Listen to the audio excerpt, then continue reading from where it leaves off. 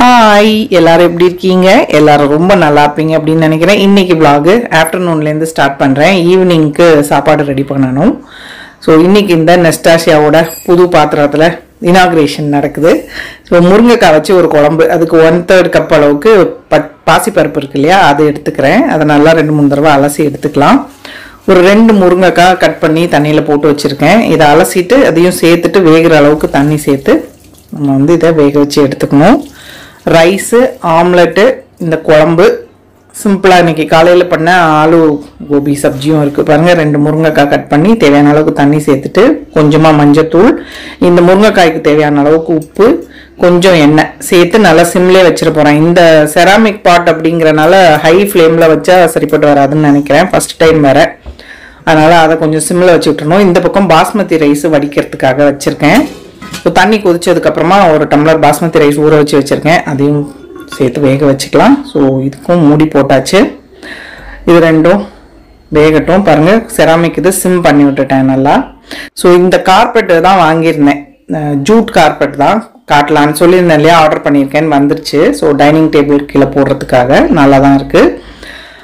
3000 rupees தான் ஆச்சு அந்த கார்பெட்டுக்கு. சூப்பராக தான் இருக்குது.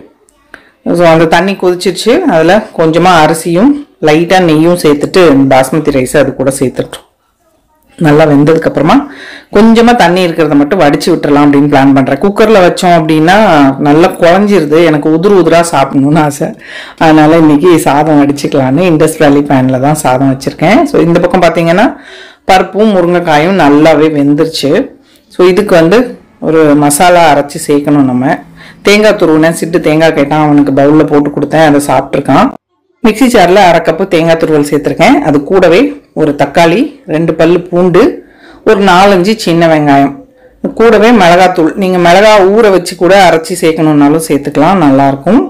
ரொம்ப மசாலாலாம் இல்லாமல் இந்த குழம்பு சிம்பிளான ஒரு இதுதான். சப்பாத்தி கூட வச்சு சாப்பிட்றதுக்கும் நல்லாயிருக்கும், தோசை சாதம் எல்லாத்துக்குமே சைட் டிஷ்ஷாக சூப்பராக இருக்கும்.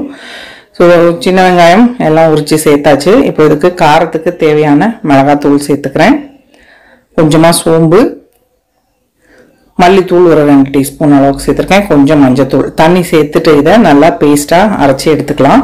ஸோ முந்தா நேற்று ஒன்றும் சமைக்கலன்னு சொன்னேன் இல்லையா, ஸ்பெஷல் OPS அப்படின்னு சொல்லிட்டு ஹாட்ஸ்டாரில் சீரீஸ் பார்த்தேன். ரொம்ப நல்லாயிருக்கு, சூப்பராக இருக்குது அந்த சீரீஸ். பாருங்கள், தமிழ், ஹிந்தி, மலையாளம், தெலுங்கு எல்லா லாங்குவேஜ்லையுமே பார்க்கலாம். நான் ஒரிஜினல் ஹிந்திலே பார்த்தேன்.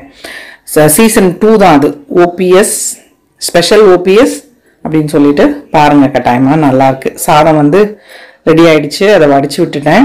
ஸோ இப்போ நம்ம அரைச்ச தேங்காய் பேஸ்ட்டை இந்த வெந்துட்டுருக்க பருப்பில் சேர்த்துருக்கேன். இது ரொம்ப திக்காக இருக்குது பார்த்தீங்களா. ஸோ அதுக்கு தேவையான அளவுக்கு தண்ணி சேர்த்துக்கலாம். டைல்யூட் பண்ணிவிட்டு மிக்சி ஜார் அலசி தண்ணி ஊற்றிட்டு தேவைப்பட்ட அளவுக்கு பார்த்து சேர்த்துக்கணும். பாசிப்பருப்பும் இருக்கனால கொஞ்சம் கட்டியாகவே இருக்கும், அதனால் கொஞ்சம் நல்லா தண்ணியாகவே இது பண்ணிக்கலாம். கொதிச்சு வரப்போ திருப்பியும் கொஞ்சம் வத்திரும். ஸோ உப்பு பார்த்தேன் கொஞ்சம் கம்மியாக இருந்தது, உப்பு சேர்த்துட்டு அது நல்லா கொதிக்கட்டும். இதுக்கு சிம்பிளான ஒரு தாளிப்பு ரெடி பண்ணிக்கலாம். தேங்காய் எண்ணெயில் தாளித்தா இன்னுமே நல்லாயிருக்கும். நான் கடலை எண்ணெயில் தான் தாளிக்கிறேன். ஒரு டீஸ்பூன் எண்ணெய் சேர்த்துட்டு கடுகு, உளுத்தம்பருப்பு, தாளிப்பு வடகம் இருக்குது பார்த்தீங்களா, அது கட்டாயமாக சேர்த்து தாளிச்சுக்கோங்க, நல்லாயிருக்கும். கொஞ்சம் தாளிப்பு வடகம் சேர்த்துருக்கேன், ஒரு மிளகாத்தல் கிள்ளி சேர்த்துட்டு கொஞ்சமாக கருவேப்பிலை. ஸோ இது எல்லாத்தையும் நல்லா தாளிச்சிட்டு கொதிக்கிற குழம்புல கொட்டிட்டு ஒரு 2 நிமிஷம் விட்டுட்டு ஆஃப் பண்ணிட்டோம் அப்படின்னா சிம்லேயே வச்சு குழம்பு சூப்பராக ரெடி. ரொம்ப ஈஸியான குழம்பு. குக்கரெல்லாம் இது பண்ண வேண்டாம், ஒரே இதில் டக்குன்னு முடிச்சோம். குக்கரில் முருங்கைக்காய் போட்டோம் அப்படின்னா நல்லா குழஞ்சிரும். ஸோ அதனால் தனியாக இந்த மாதிரி வேக வச்சு பண்ணீங்க அப்படின்னா நல்லாயிருக்கும். உங்களுக்கு ஒருவேளை பருப்பு குக்கரில் வச்சுட்டு கூட முருங்கைக்காய் தேங்காய் பேஸ்ட் எல்லாம் வேக வச்சு சேர்த்து அப்புறமா கூட தாளிச்சிக்கலாம். ஸோ சிம்பிளான லன்ச் மெனு இதுதான். காலையில் பண்ண சப்ஜி இருக்குது. ஸோ மல்லியில் சேர்த்துக்கிறேன். ஆம்லெட் போட்டுடலாம் அப்படின்னு முக்கால்வாசி பெப்பர் போடுவேன். சரி, இன்றைக்கி வெங்காயம் பச்சை மிளகாலாம் சேர்த்து கேஸ்ட் அயர்ன் பேனில் கரண்டி ஆம்லெட் மாதிரி போடலாம் அப்படின்னு ஒரு வெங்காயம் கட் பண்ணியிருக்கேன், 2-3 பச்சை மிளகா, 2 முட்டை தான். 2 பேர் தானே, எனக்கு முட்டை ரொம்ப அவ்வளோ பிடிக்காது. அதனால் ஆளுக்கு ஒரு முட்டை, அவர் கொஞ்சம் பெருசாக போட்டுட்டு எனக்கு பேருக்கு குட்டியாக ஒரு ஆம்லெட் போட்டுப்பேன். இதுவே நல்லா நிறைய தான் கிடைக்கும். நம்ம வெங்காயம் எல்லாம் போடுறப்ப நல்லா அடித்து செஞ்சோம் அப்படின்னா ஃப்ளஃபியாக இருக்கும். ஸோ இது கூட நல்லா அதை மிக்ஸ் பண்ணிவிட்டு பெப்பர் தூள் பார்த்தீங்கன்னா நான் லாஸ்ட்டாக தான் சேர்ப்பேன். மஞ்சத்தூள், மிளகாத்தூள் உங்களுக்கு அந்த மாதிரி தக்காளி, கருவேப்பிலை எதுவும் சேர்க்கணுன்னாலும் நீங்கள் சேர்த்துக்கலாம். நான் வேறு எதுவும் சேர்க்கல, வெறும் பச்சை மிளகா வெங்காயம் தான் சேர்த்துட்டு ஆம்லெட்டு மேலே கொஞ்சமாக பெப்பர் தூவிடலாம் அப்படின்னு. ஸோ ஃபஸ்ட்டு ஹஸ்பண்டுக்கு போட்டு கொடுத்துட்டு அப்புறம் எனக்கு குட்டியாக ஒன்று போட்டுப்பேன். ஸோ இதில் ஆம்லெட் போட்டோன்னா நல்லா சூப்பராக வரும், கரண்டி ஆம்லெட் மாதிரி. சின்ன பர்னரில் தான் வச்சுருக்கேன். பாருங்க, மேலே இந்த மாதிரி அவருக்கு பெப்பர் ரொம்ப பிடிக்கும், அதனால் நிறையவே பெப்பர் தூவிருக்கேன். ஸோ லைட்டாக இந்த மாதிரி டில்ட் பண்ணி எல்லா பக்கமும் வெந்ததுக்கப்புறமா திருப்பி போட்டுக்கலாம். நல்லா புசு புசுன்னு வரும் ஆம்லெட் பார்த்தீங்கன்னா. அவ்வளோதான், இந்த ஆம்லெட் ரெடி. அவருக்கு போட்டு கொடுத்துட்டு நான் எனக்கு குட்டியாக பாக்கி இருக்கிறத வச்சு ஒரு ஆம்லெட் போட்டு போகிறேன். சர்வ் பண்ணலாமா? நல்லா உதிரா சுட சுட சாதம், கூடவே ஆம்லெட். எனக்கு ஆம்லெட்டில் கொஞ்சம் கருவேப்பிலை போட்டுக்கிட்டேன் நான். ஸோ கருவேப்பிலை பறக்கி போடாமல் சாப்பிட்ருவேன் நான். அப்புறம் காலையில் பண்ணியிருந்தேன், ஷார்ட்ஸ் வீடியோ போட்டிருக்கேன் இந்த ரெசிபி, பார்க்காதவங்க செக் பண்ணிக்கோங்க. நல்லா குழம்பு, அது போக தயிர் இருக்குது, கொஞ்சமாக உருளைக்கிழங்கு சிப்ஸ். எனக்கு இந்த அப்பளம் இதெல்லாம் ரொம்ப பிடிக்கும்.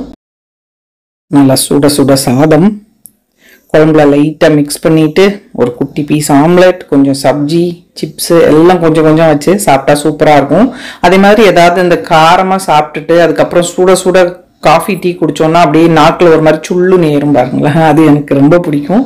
சூடாக சாப்பிடணும், சூடாக காரமாக நல்லா மூக்கில் தண்ணி வர்ற அளவுக்கு சாப்பிட்டுட்டு சுட சுட ஒரு காஃபி சைடில் குடித்தோம் அப்படின்னா ரொம்ப நல்லாயிருக்கும். யாருக்காவது அந்த மாதிரி ட்ரை பண்ணியிருக்கீங்களா? உங்களுக்கு அது பிடிக்குமா அப்படின்னு கமெண்ட்டில் சொல்லுங்கள்.